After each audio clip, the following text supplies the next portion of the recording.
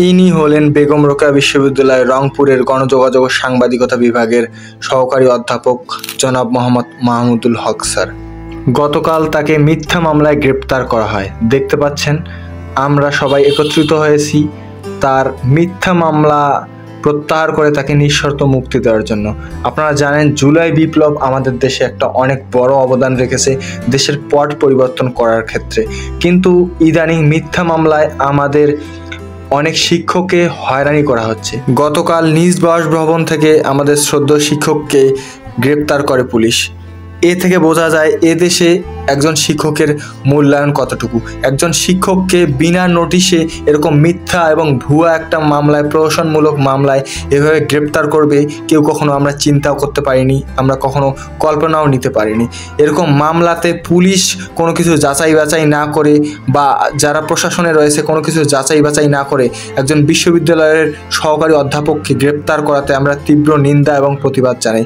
দেখতে পাচ্ছেন আমরা সবাই মিলে একত্রিত হয়েছি, এখানে বিক্ষোভ সমাবেশ করছি।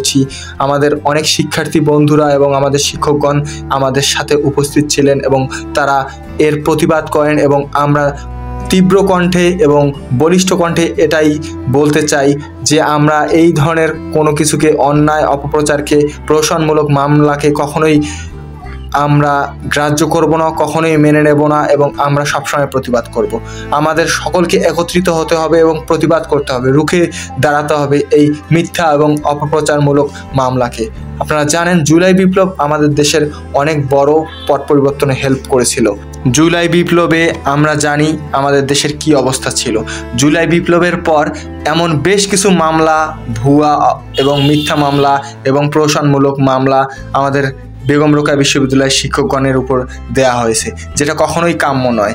এ ধরনের মামলা যারা দিয়েছেন বা যারা এই ধরনের প্রহসনমূলক কাজ করছেন তাদের আমরা অবশ্যই শাস্তি দাবি জানাই। আমি চাই প্রকৃত ঘটনা উদ্ঘাটন হোক, প্রশাসনের শাস্তি হোক। আমি চাই বাংলাদেশ সরকারের যারা আছে নীতি নেতারাও এই বিশ্ববিদ্যালয়ে যে ভালো চলছে, বর্তমান উপাচার্য যে এই বিশ্ববিদ্যালয়টাকে আন্তর্জাতিক। আমাদের সামনে কথা বলবেন গণযোগাযোগ সাংবাদিকতা বিভাগের ৮ম ব্যাচের শিক্ষার্থী শাহিন আলম ভাই। সংগ্রামী বন্ধুগণ, আজকে আমরা যে দাবি নিয়ে আপনাদের সামনে হাজির হয়েছি, এটা একটা শুধু আজকের বিক্ষোভ সমাবেশে বক্তারা একথাই স্পষ্ট করে বলে দিয়েছেন যে আমাদের গণযোগাযোগ ও সাংবাদিকতা বিভাগের শ্রদ্ধেয় সহকারী অধ্যাপক জনাব মোহাম্মদ মাহমুদুল হক স্যারকে নিঃশর্ত মুক্তি দিতে হবে। তার মতো একজন শিক্ষকের যদি এরকমভাবে ধরে নিয়ে যাওয়া হয়, গ্রেপ্তার করে নিয়ে যাওয়া হয়, সেটা আমরা কখনোই মেনে নেব না। দেখতে পাচ্ছেন আমরা সবাই মিলে সমবেত হওয়ার সময়, সবাই মিলে একত্রিত হওয়ার সময় আমরা একটাই কিন্তু আজকে প্রতিজ্ঞা করেছি যে এই ধরনের প্রহসনমূলক মামলার আমরা তীব্র প্রতিবাদ করব, আমরা জ্বালাময়ী পদক্ষেপ নেব। এই ধরনের মামলাকে, এই ধরনের প্রহসনমূলক, হয়রানিমূলক মামলাকে, মিথ্যা মামলাকে কখনোই আমরা প্রশ্রয় দেব না, কখনোই আমরা এগুলোকে মেনে নেব না।